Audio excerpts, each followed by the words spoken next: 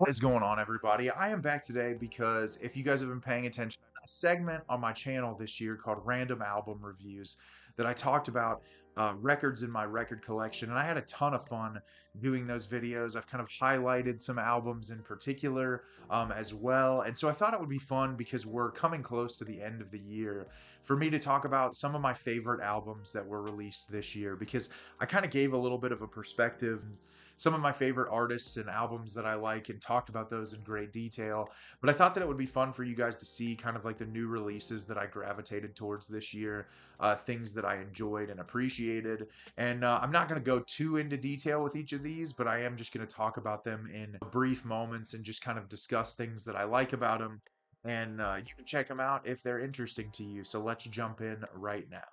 So first up is going to be Hayley Williams' new album, Ego Death at a Bachelorette Party. I am a huge Hayley Williams fan. I always really enjoyed Paramore's music when I was growing up, and I've really enjoyed her solo albums thus far, the two that she's released. And when this came out, she kind of released them as independent singles and then was like, okay, I'm going to put out an entire record. And similar to what I love about Hayley's other work, lyrically, this album is brilliant. There's so many like gut-wrenching, really thought-provoking lyrics. Hayley's voice is as phenomenal as ever. And one of the things that I really appreciate about her as an artist is her ability to kind of push what she's comfortable with doing. I feel like all the time she's kind of exploring different genres and styles, and that's ever present on this record as well. It's one I've listened to it a few times through, and I've really enjoyed it every time that I've been able to visit it. And I just think it's something that I'm going to grow to appreciate more and more with every single listen. Up next is Tyler, the Creator's new record, Don't Tap the Glass. I am someone who, throughout my life, my relationship with rap music has been interesting. I feel like when I was younger, it wasn't my favorite genre, and I was like very much I only like heavy metal and rock, and like I was super pretentious at that period in my life when I was a young kid. And as I've grown up, my love and my respect for other genres of music have grown. And Tyler the Creator is one of those artists that I genuinely love because of the creative risks that he's always willing to take and just the complete compassion and love that he has for the music that he produces. I've been a fan of his music for a while now. I don't love some of his older records, but I feel like Flower Boy and everything post Flower Boy has been genuinely incredible. And every single album, he's kind of taken a risk and done something new. And this album is just really fun. There's, his witty, sort of quick lyricism that he has on all of his records is there and present. He can be very funny, but he also can be very thoughtful. And I feel like this album kind of examines the whole scope of that. He does a really great job with his line delivery on this record. There's so many highlight moments on it. It's just a genuinely great album. I was kind of surprised when it dropped as close as it did to Chromacopia because that album was really great. And I'm sure it took him a lot of time conceptually to create that. But this is a really fun record. If you like hip hop, if you like rap, you'll find something to appreciate with it. Up next is the new Haim record, I Quit. I'm a huge fan of the band Haim. I think that their album Woman in Music Part 3 is like one of the greatest albums released in the past 20 years. And while I don't think this record reaches the heights that that one does, there's still so many moments on this album that showcase what I love so much about this band. I think the relationship, because they're three sisters, the ability they have to, create this really engaging and fun music that has really great lyrics.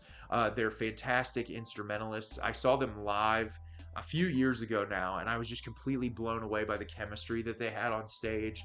Just a very talented group of musicians, and I really enjoy this record a lot. Up next is Danny Brown's new record, Stardust. Danny Brown is one of those artists in hip hop and rap that I have grown to love more and more as the years go on. I feel like Danny, throughout his entire career, has also taken a ton of creative risks, and he's one of those artists that he just doesn't seem to care what anyone thinks, what critics think. He just does any and everything that he wants to. And this album has a lot of collaborations with hyperpop artists, and there's just so many interesting soundscapes on this record, and the production quality is really fantastic. Danny's line delivery is as great as ever. There's a lot of criticisms when this album came out because of the sounds and the styles on the record. And I think a lot of people want Danny to kind of go back to the music that he was making on like Atrocity Exhibition and early on in his career. But that was when he was dealing with like really heavy addiction issues and like problems in his life that he was utilizing his music to overcome. And it's like he's at a different place in his life now, and he wants to make music that sort of complements the area that he's in his life now. And I just think this album does a brilliant job at kind of showcasing that. Danny has such a great personality. He's super fun. He's energetic. His lyrics are fantastic, and that's no exception on this record. I think it's a true blast to listen to. If you haven't got an opportunity to check it out yet, it's one of the most fun hip hop albums released this year. Up next is Laufey's newest record, A Matter of Time. Laufey is one of my favorite vocalists that's working right now. I was able to get to see her perform this year with a full orchestra, and it was one of the most beautiful performances that I've ever seen. Laufey is really sort of encapsulating that era of like jazz and bossa nova that you don't really see in popular music anymore, but adding her own edge to it. The lyricism feels much more modern.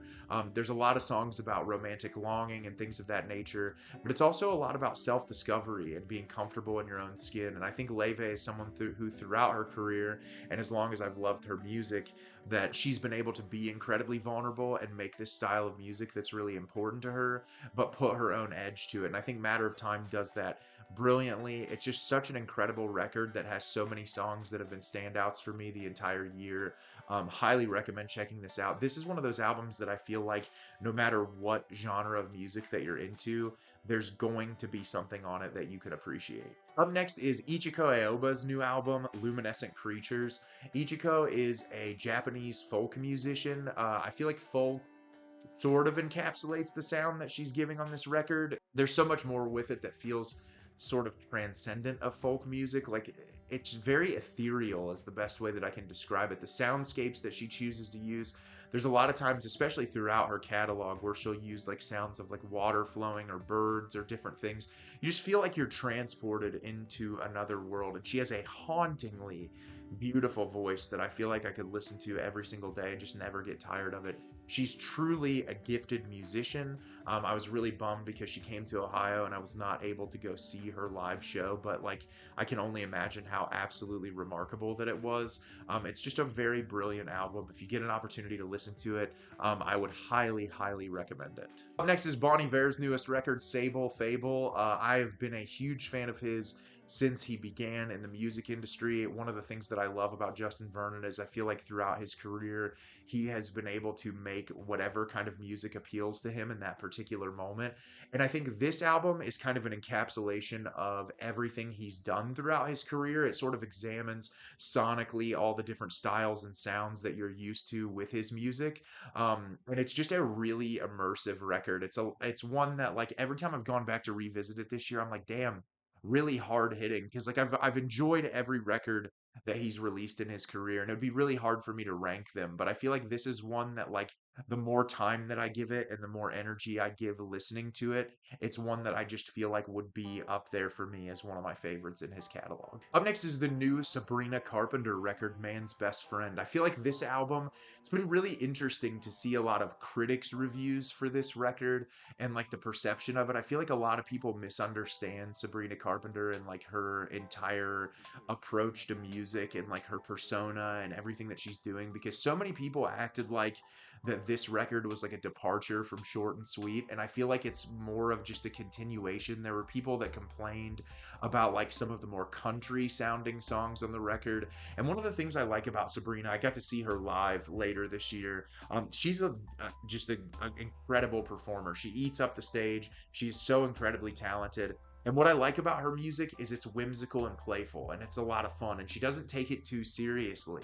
And I think that what, is so interesting about artists like Sabrina Carpenter, because when the album came out, it just kind of frustrated me, is that women in music or in film or anything, when it comes to sexual empowerment have been criticized and treated horribly forever solely because of like putting themselves out there or talking about things that are more overtly sexual. And I think it's really interesting that in our culture now, when a woman is like willing to utilize their platform to be like, I'm going to explicitly talk about sexuality in a way that I feel comfortable with, and that's like a form of, self discovery or embracing these things about myself, or, even just putting on a show that they're criticized for it. And they're like, you're setting women back 100 years. And I think that's so stupid. I feel like critical and analytical thinking about art is just it really horrifies me, because I feel like people just are incapable of the ability of thinking about things in a critical manner. And this is like a silly fun record about relationships and about longing and about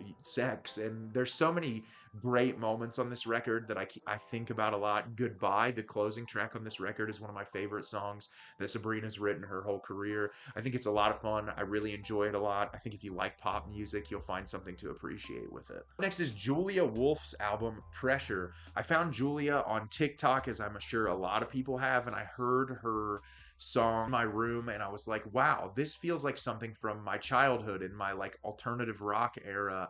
The lyricism, the instrumentation, just everything about it, Julia's haunting voice. And I wanted to check out the record immediately. And what's interesting is In My Room is like the song that has really kind of, put her in this space, and that people have grown to love her music, but it's not anywhere near close to my favorite song on the record. There's so many tracks on this album that I feel like take me back to a very specific era in time where I liked certain genre. I still like these genres of music, but like really appreciate the sounds and the styles on this album in particular. Julia is an incredibly talented vocalist. There's so many moments on this album that I think her voice is really what is like the highlight and the peak of what makes the album so incredibly special. Just a really enjoyable listening experience, and I'd recommend checking it out if you haven't. Up next is Japanese Breakfast, new record of Melancholy Brunettes and Sad Women. I love Michelle Zauner. I think that she is an incredible human being that is so immensely talented. She's a great author. If you get a chance to check out her book, please do, because it's phenomenal. But this record sort of encapsulates everything that I've loved about her as a musician since she's begun in her career. So many highlights and standouts on this. She's someone who fits into a genre, but I feel like she does such an amazing job kind of exploring elements of the genre and bringing like parts of like the music that she likes and the art that she consumes. And here there's even a performance from Jeff Bridges on this record that he sings with her that I just thought was incredibly beautiful. There's really poignant, thoughtful lyrics on this record, great instrumental performances. It's just a really great kind of like indie rock folk record that I keep enjoying more every time I revisit it. Next is Rosalia's new album Lux. I just did a full video on this if you got the opportunity to watch it. This to me is one of the most impressive albums I've heard in the past 5 years. Rosalia is such an incredible vocalist, and I feel like her vocal talent, it's so incredibly haunting. The lyrics on this record are beautiful. The classical instrumentation is really what drew me in, but each and every song has its own unique stylistic approach, and I just think it's really awesome to see an artist that's in the pop music sphere taking so many creative risks. I'm wearing my Bjork t-shirt today. That's really the reason I checked out her music, is because I love Bjork and I think that she's so incredibly talented. But this record as a whole is one that I feel like if you are a fan of music in general, you have to listen to, because there's just something about it that's so incredibly compelling and really, what art is all about, in my personal opinion. Just simply one of the best records released this year. Up next is Black Country New Road's newest record, Forever How Long. I am an enormous fan of Black Country New Road, and their lead vocalist departed after the release of their last full-length album, and they released a live album in the interim where everyone in the band took turns singing. And I thought that it was absolutely incredible. Especially, it's very hard in a band to lose your lead vocalist and to have to kind of shift the way that you create music. But this album to me just showcases what an incredibly talented group of humans that are a part of this group as a whole. So many incredible moments on this record, instrumentally, lyrically. It feels almost like a theatrical performance. Like it feels like you're watching like a stage play or a musical. It's one of those albums that every time I go to it, I want to listen to it from start to finish because it just feels like it's taking you on a journey. This is a group that I can't wait to watch them progress as the years go on because they are so incredibly talented. Highly recommend checking out this album if you haven't heard it yet. Next is another one of my favorite musicians, Lucy Dacus's new record, Forever Is a Feeling. Lucy is a wonderful human being who I've been following from very early on in her career. I've been able to see her perform live 3 or 4 times um, with her solo project and also with Boy Genius. And this record is just a culmination of what makes her so incredibly special. There's like a vulnerability in the lyricism and an honesty that I feel like it's very easy for anyone to be able to relate to the subject matter that she's discussing on the album. Her voice is just so incredibly haunting. The honesty in the lyricism is just amazing from start to finish. I got to see her on her tour where she was performing these songs, and it was just an incredible experience all around. Lucy is just a really fantastic human, and you should 100% support her music. Up next, I talked about this album in a video this year, but OK Lou's record, Choke Enough. This was the first I had heard of her music. She is a French musician. This kind of goes into pop, electronic, all different kinds of styles and sounds on this, but it is one of the most unique listening experiences I've had to a record all year long. It's kind of impossible to convey just the emotions that it makes me feel. A lot of the songs are incredibly simplistic in nature when it comes to the lyrical content, but there's a complexity in the production and the musicianship that really make it easy to immerse yourself into and want to just completely digest everything going on in this record. Just a really phenomenal listening experience. I hope I get to see her live within the next year because I'm sure that it's so much fun to see these songs performed in a live space. Up next is La Dispute's newest record, No One Was Driving the Car. La Dispute is one of my favorite bands ever. I actually have lyrics of theirs tattooed on my arm. They got me through some very dark and depressing times in my life. Jordan Dreyer is one of my favorite lyricists and vocal performers, and this is some of the best music that they have ever released in their entire career. It's dark and haunting and thought-provoking. It's like loud spoken word, almost like screaming at times. There's also just like beautiful poetry on this record. It's telling a very intense, very visceral story that I think a lot of people can relate to. It's obviously not going to be a sound that everyone can connect with, but it's something that's always been very important to me. It's just a very beautiful record.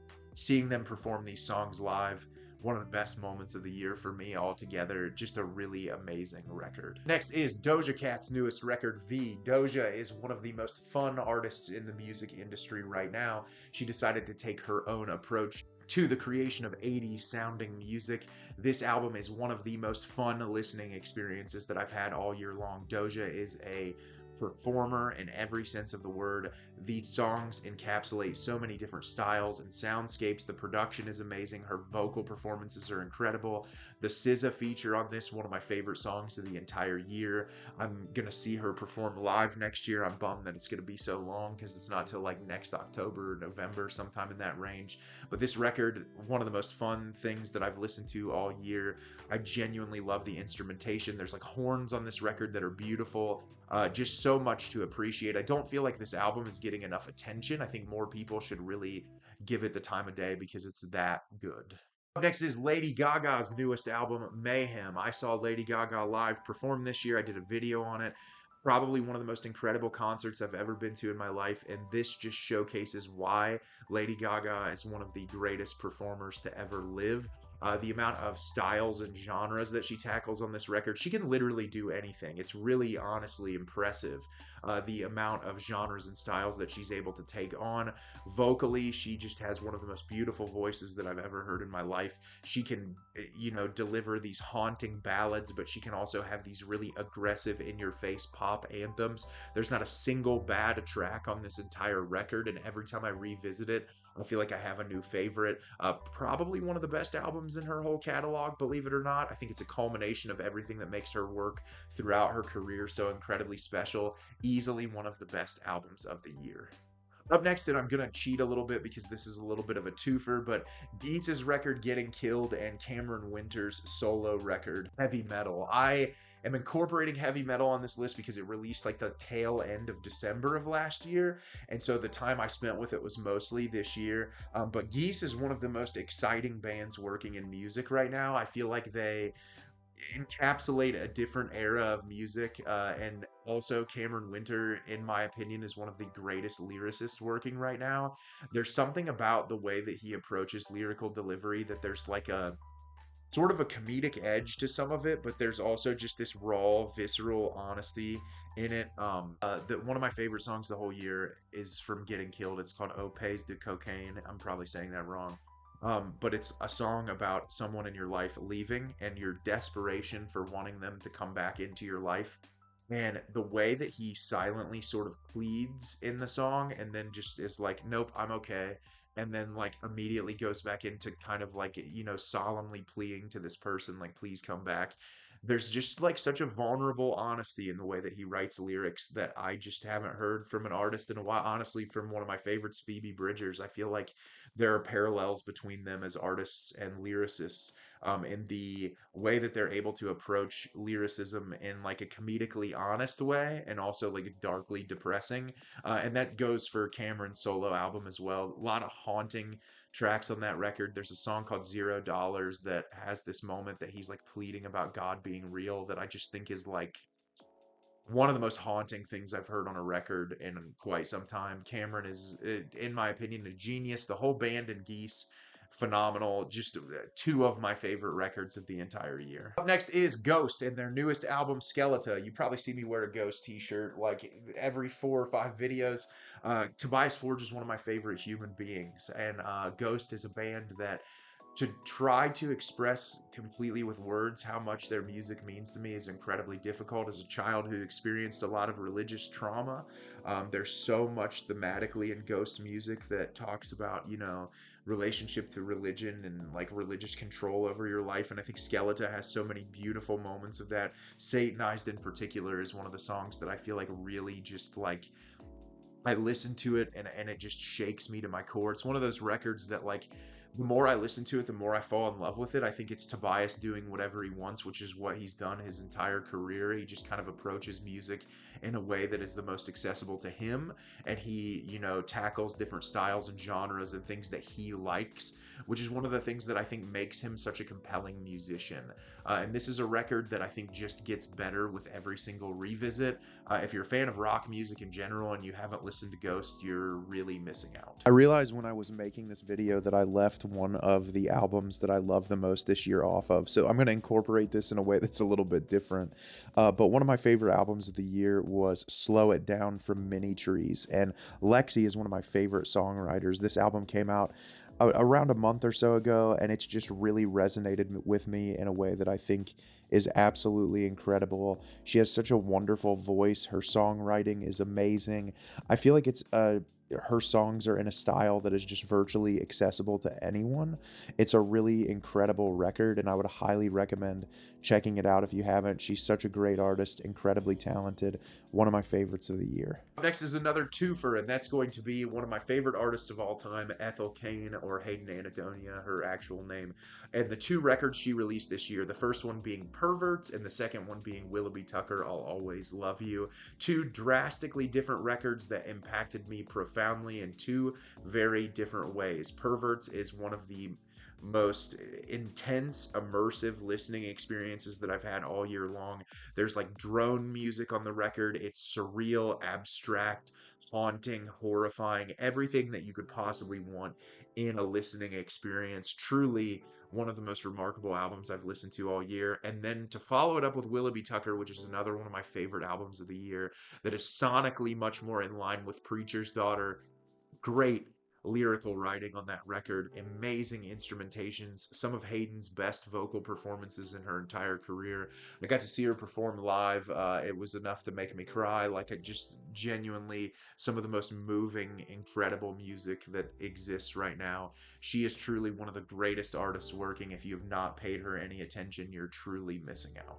And the last album on this list is going to be from one of my favorite artists of all time and my top two artists, and that is Samia's newest record, Bloodless. This is the album I've probably listened to the most this year, and the album that has emotionally destroyed my soul the most. Samia is a brilliant songwriter. She is one of my favorite songwriters. The honesty and the emotion on this record is incredible. There are so many great highlight moments on this. The instrumentation is amazing. Her lyrics, they can be incredibly vulnerable, similar to what I said about Cameron Winter. There's this like honesty in her lyricism that sometimes it can be really funny and sometimes it can be emotionally devastating, but no matter what it is, it's amazing. She is a brilliant songwriter. Please support Samia's music if you haven't heard it before, because it is phenomenal. So this was a relatively longer list, my favorite albums of the year. Let me know what yours are in the comments. Obviously I probably have missed some releases this year. If there's any music you think that I should check out, I'm always loving listening to new music and experiencing new music, so please let me know in the comments.